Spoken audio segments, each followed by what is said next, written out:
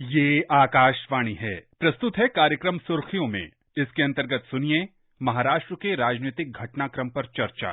इसमें भाग ले रहे हैं राजनीतिक विश्लेषक प्रफुल्ल केतकर और पत्रकार अश्विनी श्रीवास्तव।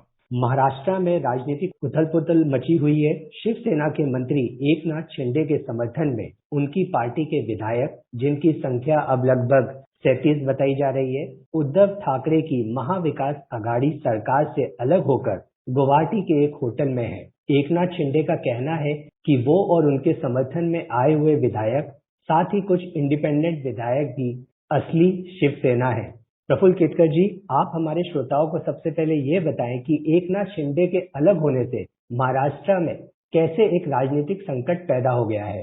मोटे तौर पर देखें तो 3 आयाम दिखाई देते हैं। पहली बात तो ये है कि जो बागी विधायक है, उन्होंने राज्यसभा और वहां पे जो विधान परिषद के चुनाव हुए थे उसमें क्रॉस वोटिंग किया और उसके बाद से अचानक घटनाक्रम इस तरह से बदलता गया। अब ऑलमोस्ट हर मिनट, हर घंटे में कुछ न कुछ डेवलपमेंट हो रहा है। तो उन्होंने ये रेज किया कि हम एमवीए में नहीं रहना चाहते महाविकास आघाड़ी में, क्योंकि कांग्रेस और एनसीपी के साथ रहने से शिवसेना खत्म हो रही है। तो उन्होंने पहला जो मुद्दा उठाया वो वैचारिक और संगठनात्मक है।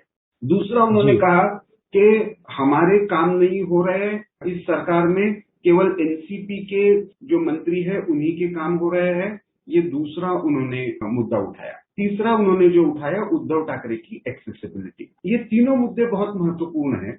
इसका टाइमिंग भी बड़ा इंटरेस्टिंग है, क्योंकि लगभग 2.5 साल जो है वो इस महाविकास आघाड़ी की सरकार ने पूरे कर लिए। भाजपा से अलग होकर जब शिवसेना ने कांग्रेस और एनसीपी के साथ हाथ मिलाया, तो तब भी ये बातें चली थी कि क्या ये इंटरनल कॉन्ट्रडिक्शंस है। मुझे लगता है कि ये इंटरनल कॉन्ट्रडिक्शंस डेवलप होते होते अब इस स्टेज पर आ गई है कि शिवसेना में ही एक तरह से ये बिखराव दिख रहा है।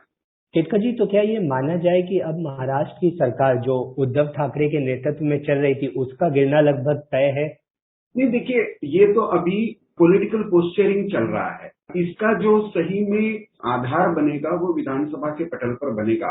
कल से जिस तरह की डेवलपमेंट हुई है, अभी तक शरद पवार और कांग्रेस इस पोजीशन को लेकर थे कि ये शिवसेना का अंदरूनी मामला है, शिवसेना को इसको हैंडल करना पड़ेगा।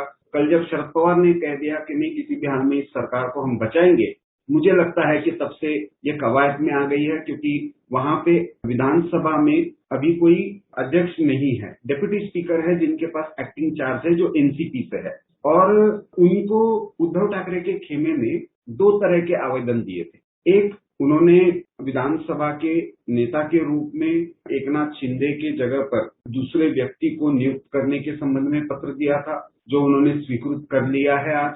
दूसरा, उन्होंने आवेदन दिया है 16 सदस्यों के डिस्क्वालिफिकेशन का। मैं मानता हूं कि इस पर वो क्या निर्णय लेते हैं, क्योंकि परसों जब उद्धव ठाकरे ने फेसबुक लाइव कर लिया, उसके बाद जिस तरह का घटनाक्रम और जिस तरह से एक-एक, 2-2 एमएलए जाकर वहां पे मिल रहे हैं, उससे ये बड़ी संभ्रम की स्थिति लग रही है।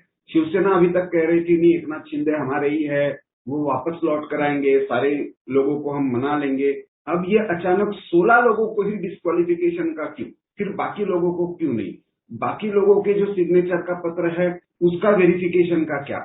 ये सारे मुद्दे मुझे लगता है अब थोड़ा सा जो संवैधानिक कानूनी पेच है उसकी तरफ बढ़ेंगे, और ऐसे में एकनाथ शिंदे के खेमे को 2/3 सदस्य मेरे साथ है, और वो एमवीए में रहने के मुद्दे पर शिवसेना से अलग होकर, 2 उन्होंने हैशटैग चलाए। परसों उन्होंने कहा हिंदुत्व फॉर हेवर, तो वो वैचारिक भूमिका थी। कल उन्होंने अपने हैशटैग में कहा रियल शिव सैनिक। तो हम सही में शिवसेना है और हम सही में शिव सैनिक है। बाला साहब की लेगेसी हम रिप्रेजेंट कर रहे हैं। इस लाइन पर वो पोस्चरिंग कर रहे हैं।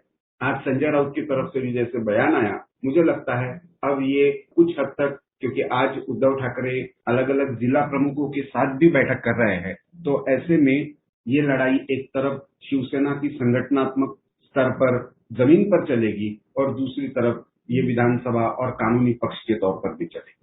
एकनाथ शिंदे यूं अचानक शिवसेना से अलग कैसे हुए? क्या कारण रहा है कि उन्हें अलग होना पड़ा? इसके बारे में हमें बताएं।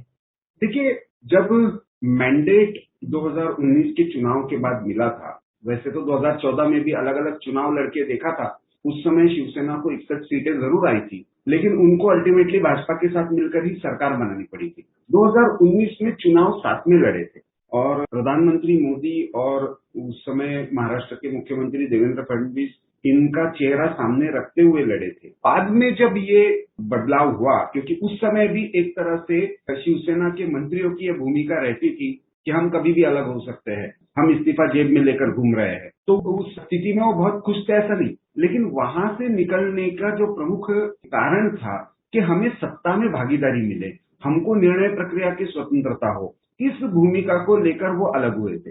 अब कांग्रेस और एनसीपी के साथ जाने के बाद क्या हुआ है कि एक तरफ ये मैसेजिंग हो गया कि इन्होंने वैचारिक दृष्टि से मूल हिंदुत्व की भूमिका है उसको छोड़ दिया है। शिवसेना का जो चाहे वो मराठी मानुस के नाम पर हो, हिंदुत्व के नाम पर हो, एंटी कांग्रेसिज्म के नाम पर हो, गांधी परिवार और उन भ्रष्टाचार के लगते हुए आरोप, इन पर बाला साहब ठाकरे और शिवसेना की बहुत कठोर भूमिका रहती थी और इस कारण से हम देखते हैं कि शिवसेना जमीन पर बहुत आक्रामक भूमिका में रहती थी। वो शिवसेना अचानक डोसाइल हो गई है, उसका कहीं ना कहीं खामियाजा उनको जमीन पर भुगतना पड़ रहा है। अब एनसीपी और कांग्रेस के साथ जाने के बाद क्या हुआ कि उनकी स्थिति ऐसी हो गई, न सत्ता में जो भागीदारी चाहते थे वही मिली, क्योंकि अप्रत्यक्ष रूप से परसेप्शन ये बन गया कि उद्धव ठाकरे तो एक्सेसिबल नहीं है, जो उन्होंने अपने फेसबुक लाइव में भी स्वीकार किया कि स्वास्थ्य के कारणों के कारण मैं मिल नहीं पा रहा था अपने ही विधानसभा सदस्यों से। लेकिन दूसरी तरफ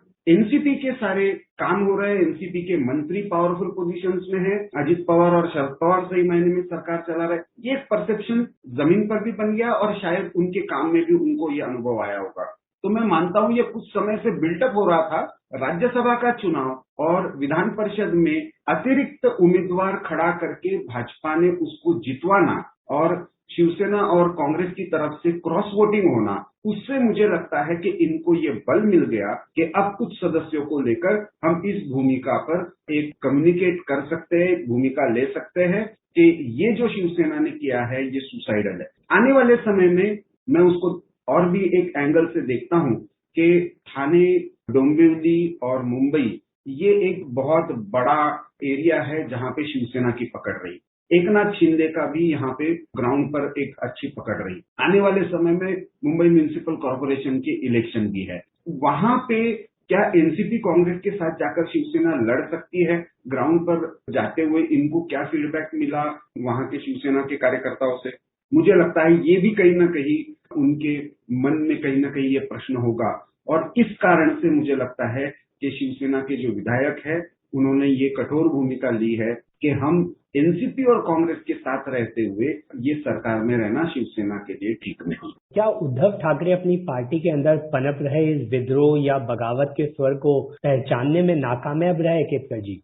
देखिए, उद्धव ठाकरे का टेम्परामेंट अभी तक जो देखा गया है, मूलतः उन्होंने जैसे अपने फेसबुक लाइव में कहा कि एडमिनिस्ट्रेटिव एक्सपीरियंस नहीं कोई। शिवसेना की एक ट्रेडिशनल जो भूमिका रही थी बाला साहब की भी कि हम किंग मेकर तो होंगे, रिमोट कंट्रोल से चलाएंगे, लेकिन स्वयं उस कुर्सी पर नहीं बैठेंगे। ये बाकी जो लोग हैं इनको प्रत्यक्ष रूप से लोगों में काम करने का, प्रशासनिक काम का इनका अनुभव रहा है। उद्धव ठाकरे के पास वो नहीं था। और एक आरोप जो लगा, कल जो एक चिट्ठी गुवाहाटी से रिलीज हुई है, एक विधायक ने उस चिट्ठी में ये लिखा है कि हमको आपकी जो कोटरी है, आसपास के लोग हैं, वो मिलने भी नहीं देते, आपसे संवाद भी संभव नहीं हो पाता। उसके विपरीत एनसीपी के विधायकों के सारे काम होते हैं। कहीं ना कहीं एक बड़ा कम्युनिकेशन गैप मैं मानता हूं उद्धव ठाकरे के स्तर पर रहा और इन विधायकों के आचरण से, बागी होने से मुझे लगता है कि उसको एक बहुत बड़ा छेद लगा है। जी केतकर जी, आपने बहुत विस्तार से महाराष्ट्र में चल रहे राजनीतिक संकट के बारे में चर्चा की। आपका बहुत धन्यवाद।